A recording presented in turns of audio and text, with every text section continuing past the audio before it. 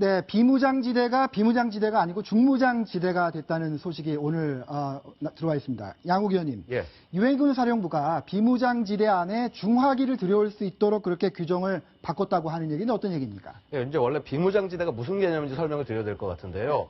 그러니까 이 군사 분계선을 기점으로 해서 2km씩 이제 남북으로 떨어져 있습니다. 이게 의미하는 바가 뭐냐면 네. 서로 소총. 그러니까 소화기로 사격을 하더라도 이렇게 피해가 생기지 않게 하기 위해서 중간에 완충지대를 둔다는 것입니다. 그런데 사실상 보고 있으면 우리가 그 DMZ 안에 수색정찰 같은 걸 하지 않습니까? 네. 그런 과정에서 보면은 무장을 하고 들어가야 되기 때문에 우리가 민정경찰이라는 그런 그러니까 경찰의 자격으로 들어가서 수행을 하는 거고 그 과정에서 소화기는 쓸 수 있도록 규정이 돼 있었습니다. 근데 문제는 뭐냐면 실질적으로 하다 보면 우리가 GP라고 그래서 약간 그 DMZ 안쪽으로 들어가서 네. 감시 소초를 설치해 놓는 게 있습니다. 네. 북한이 설치하니까 우리도 당연히 들어가서 설치를 한 것이고요. 예. 근데 이 안에 북한이 중화기를 계속 가져다 놓고 있습니다. 아. 그래서 예를 들어서 뭐 박격포니, 기관총이 이런 것들을 자꾸 가져다 오고 있었고요. 이게 어제 오늘 얘기가 아니라 네. 정말 오래된 얘기입니다. 이미 이 DMZ가 생긴 다음부터 계속된 얘기였는데 네. 북한이 갖다 놓으니까 당연히 우리도 갖다 놔야죠. 네. 사실 그렇게 해서 그동안 암암리에 갖다 놓고 있었던 것인데 이제 이렇게 하지 말고 규정을 제대로 아예 만들어 놓고 이 규정에 따라서 하자. 그래서 본격적으로 뭐 이 안에서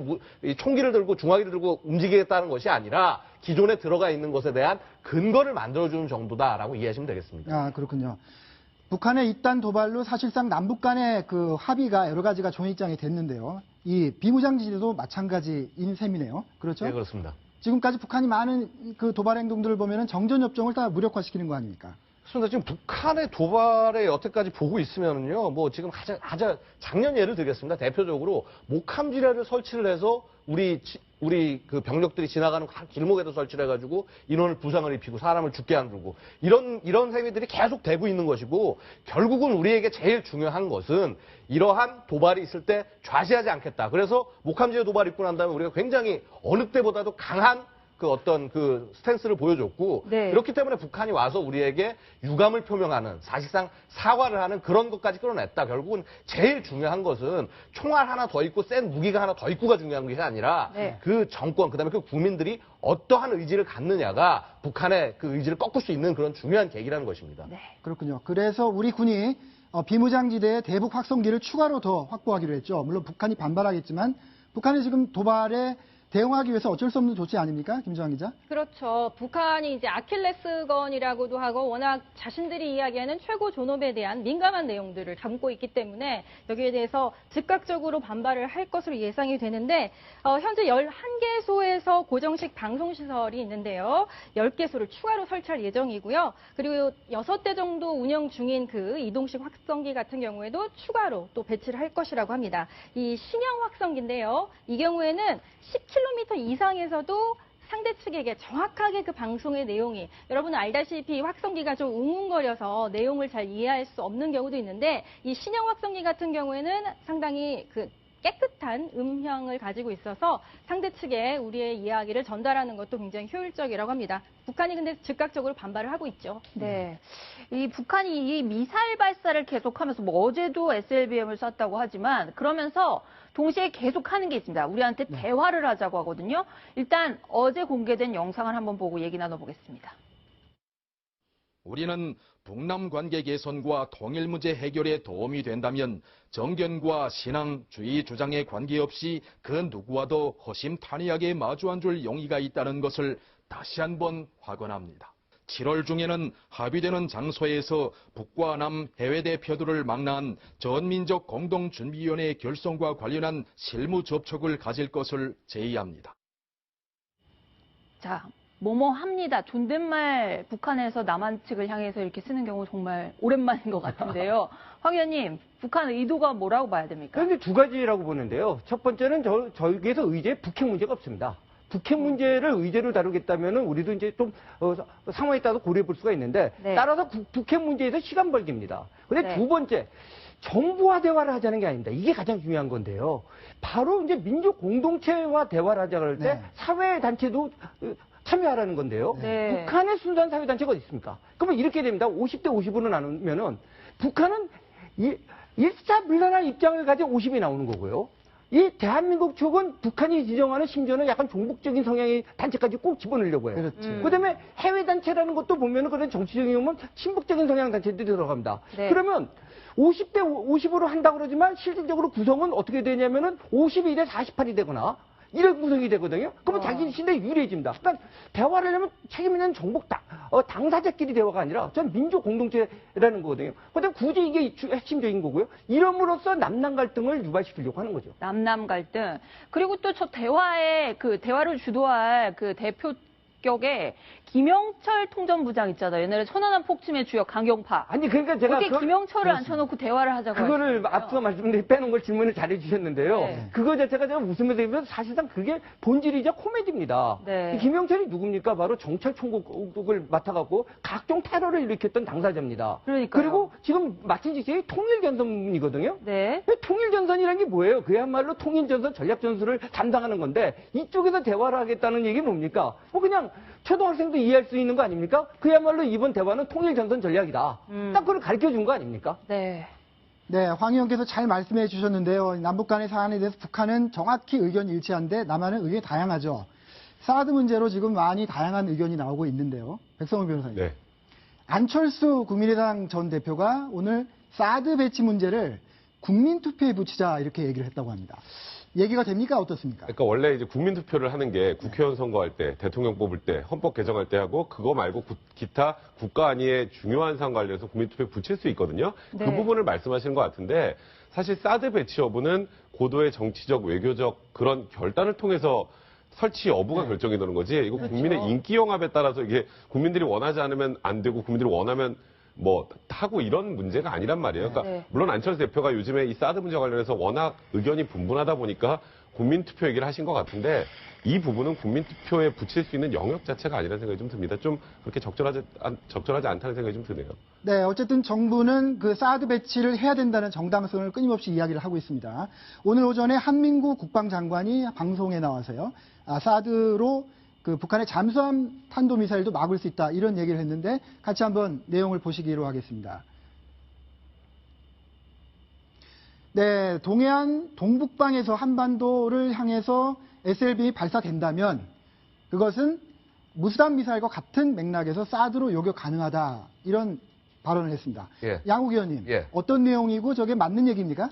절반의 진실입니다. 그러니까 저 말 자체로만 놓으면 맞습니다. 그러니까 예를 들어서 그 SLBM도 미사일 자체는 날라오는 건 중거리 미사일과 똑같은 탄도를 거리고 날라오기 때문에 예. 사드 레이더로 탐지하면 요격해서 없앨 수 있습니다. 문제는 뭐냐면 이 사드 레이더 자체가 한쪽 방향만을 고정돼서 바라보고 있습니다. 그래서 120도 정도의 방향을 고정돼서 보고 있는데 그럼 이 레이더의 탐지 범위에 벗어나서 공격을 할 경우에 네. 그럼 탐지조차 못하고 요격을 못하는 것이죠. 그래서 지금 보면 그 장관께서도 얘기하신 게 동해안 동북방이라고 얘기하지 않았습니까? 네. 그럼 동해안에서 좀 더 내려와가지고 남쪽으로 내려온다거나 아니면 아예 돌아서 남해 쪽에서 아니면 뭐 일본 쪽에서 공격을 한다거나 이럴 땐 탐지를 못한다는 얘기가 되는 것이기 때문에 네. 절반의 진실이라고 할 수가 있고 그래서 저는 이제 이 말씀을 왜 드리냐면 사드 필요합니다. 이 네. 부분에 대해서 이 논란을 할 필요가 없는데 네. 우리 정부에서는 이런 얘기들을 할 때 좀 그 어떤 앞뒤 관계를 좀 생각을 해서 그러니까 사드가 있어서 이게 만든 게 복음은 아닙니다. 네. 사드가 분명히 한계는 있지만은 그 우리 국민을 보호하기 위해서 어느 정도 기능을 할 수 있다 이런 얘기를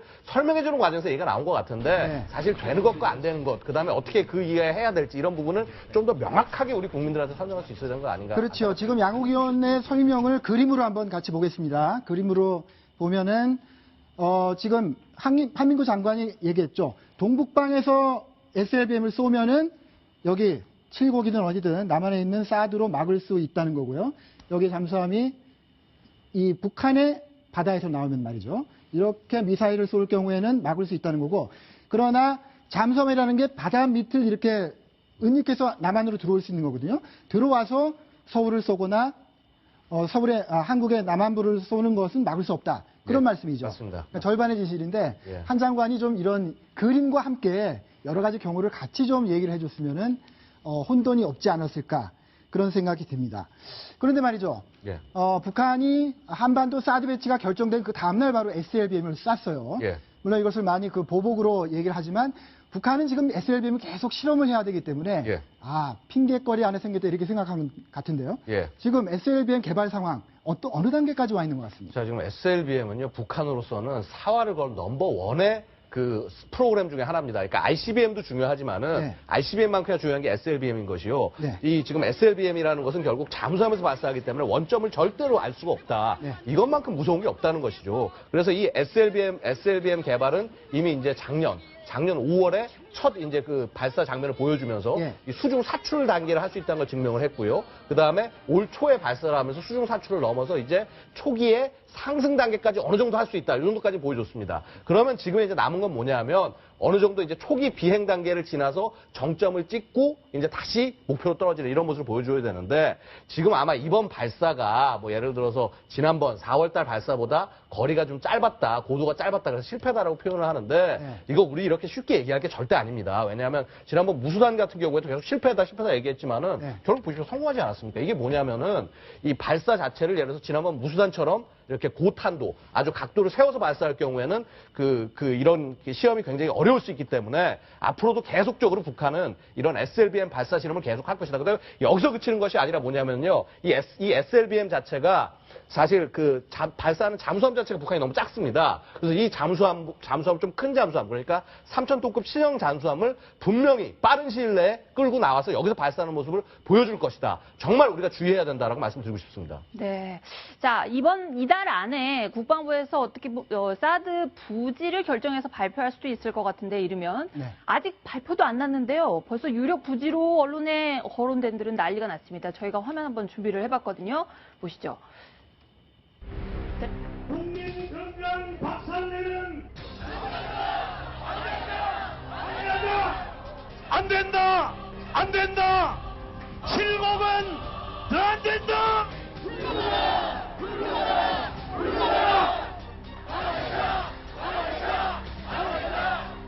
우리 13만 국민의 가슴에 불을 질렀습니다.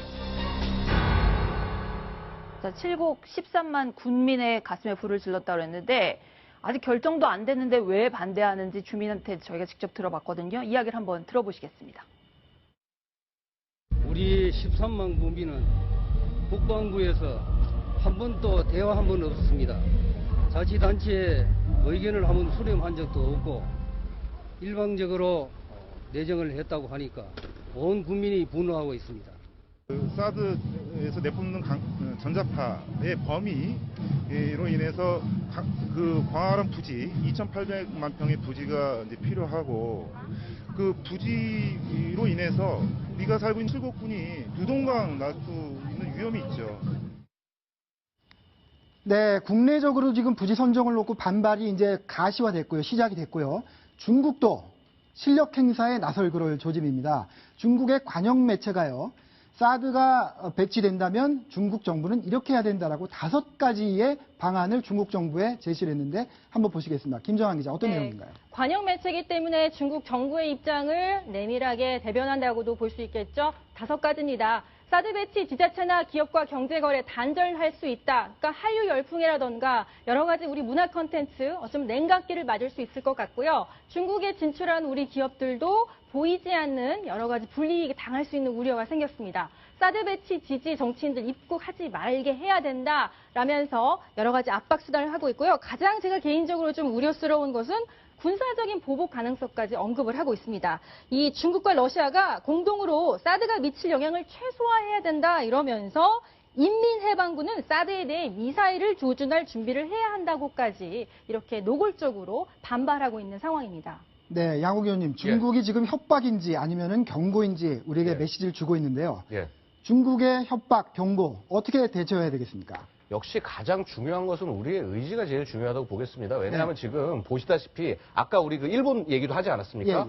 동북아에 지금 질서가 재편되는 그런 모습을 보여주고 있습니다. 그럼 이런 질서가 재편되는 상황에서 대한민국이 지분을 주장하기 위해서는 우리도 무언가 움직여야 되는 것이고요. 바로 이번 사드 배치가 단순히 북한 미사일을 막는 것뿐만 아니라 이런 동북아 질서를 만드는 데 있어서 대한민국이 한 발짝 결정을 한 거라고 볼 수 있습니다. 결단이죠. 근데 이런 결단을 만약에 했다고 한다면 이 결단을 갖고 앞으로 무엇을 얻어낼 것이냐. 예를 들어서 지금 우리가 이런 그 사드를 던지면서 출사표를 던진 것인데 그러면은 사실 그럼 중국이 어떤 경제적인 제재를 가한다거나 하는 피해 같은 거 있을 수가 있습니다. 근데 하지만 중요한 건 이것이죠. 대한민국의 생존을 위해서 우리 국민의 생존을 위해서 어느 정도의 피해는 감수하고 대신에 그런 부분에서 우리가 강한 의지를 보였을 때 네. 되려 저쪽은 저쪽의 의지가 흔들리지 않는구나. 대한민국 의지가 흔들리지 않는구나라는 순간 다시 정상적인 관계로 돌아올 수 있다는 것이죠. 네. 결국 대한민국이 어느 정도의 힘과 의지를 갖느냐는 국민 개개인의 그 의지에 달려있다. 저는 이렇게 생각을 합니다. 네. 그렇습니다. 사드 배치에 반대하는 중국 그리고 북한에 맞서서 우리가 의견을 모아가는 그런 모습을 보여줘야 될 것 같습니다. 여기까지 양욱 의원님 수고하셨고요. 저희는 다음 사회 뉴스로 한번 넘어가 보겠습니다.